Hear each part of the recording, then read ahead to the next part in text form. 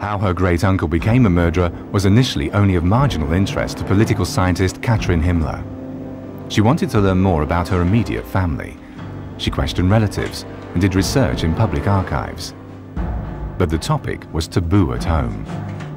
She was told that Himmler's brothers had been apolitical people, having little to do with National Socialism.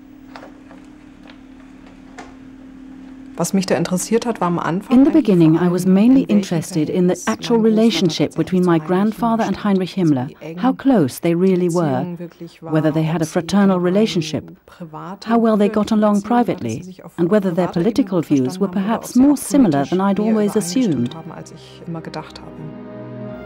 Katrin Himmler discovered that her grandfather, Ernst Himmler, had a good relationship with his brother. Apparently, the whole family was proud of Heinrich's meteoric rise. His two brothers and his parents were not guilty of actual crimes against humanity like Heinrich had been. They may not have committed any murders, but they were fundamentally in agreement with the system and its ideology. They conformed to the racial laws with conviction and saw to it that the Nazi ideology was practiced in their sphere of influence.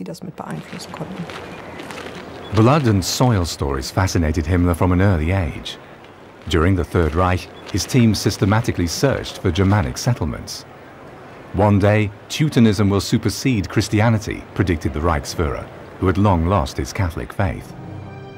To this end, he had pagan customs revived, such as the midsummer and midwinter celebrations.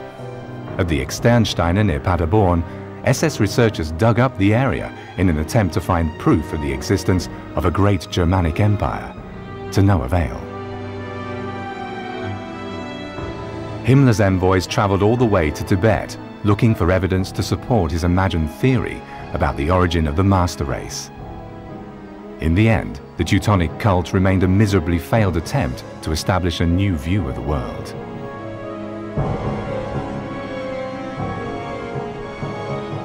Himmler also tried to unveil anti-Christian roots in the Middle Ages.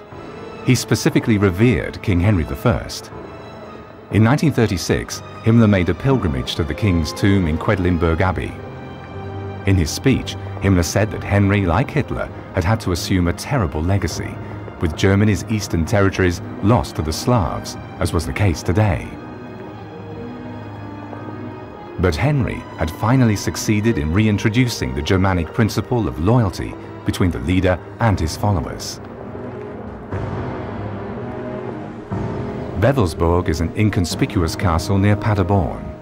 In the mid-1930s, Heinrich Himmler chose this site to become the pseudo-religious sanctuary of the SS. It is said that the death's head rings of deceased SS leaders were kept here in the crypt. Today, over 70 years later, the ceiling is still adorned by a swastika. I believe that setting up this organization really suited him, because he had always liked being the one who organized things and had the overview, as well as being paternal. He was always happy to look after his people. Later, he also saw himself as a kind of Überfather of the SS, the person who felt responsible for everyone, for his men as well as their families. He saw to everything personally, but at the same time, he also liked to see himself in a position of power from where he could mete out punishments whenever he deemed it necessary. So he lived in this twin capacity, which I think he'd adopted from his father, paternal and benevolent on the one hand, but very strict and rigid on the other.